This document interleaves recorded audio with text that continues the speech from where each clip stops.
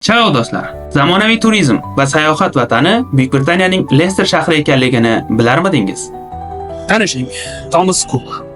Birinchi sayyohlik tur operatori yoki boshqa qilib aytganda, zamonaviy sayyohlik sohasining ixtirochisi va asoschisi.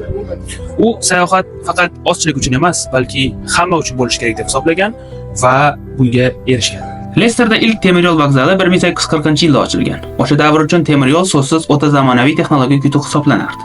Bundan foydalanib pul topish mumkinligini Cook hammadan oldin anglab yetadi. U 1841-yil 5-iyulda Lesterdagi Temperance jamiyatining 485 nafar a'zosini poyezdda uncha uzoq bo'lmagan Loughborough shahriga sayohatga olib boradi. Cook temir yo'l ijarasi xarajatlarini qoplash uchun har bir yo'lovchidan 1 shillingdan pul yig'adi. Bu tarixdagi maxsus tashkil qilingan ilk sayyohlik turi edi. Shunday qilib, oddiy ishchi sinf vakillari dunyo tarixida birinchi marta oson va arzon sayohat qilish imkoniyatiga ega bo'lishdi. Endi aravalarning qimmatligi yoki yo'llarning xavfli ekanligini o'ylash shart emasdi.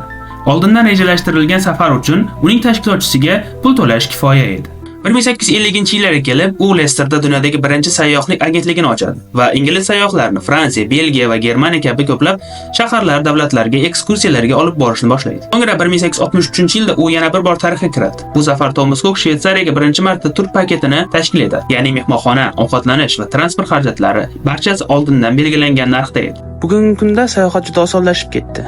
Bir necha tugma bilan dunyoning istalgan davlatiga mehmonxona, temir yo'l, aviachiptalarni bron qilish mumkin.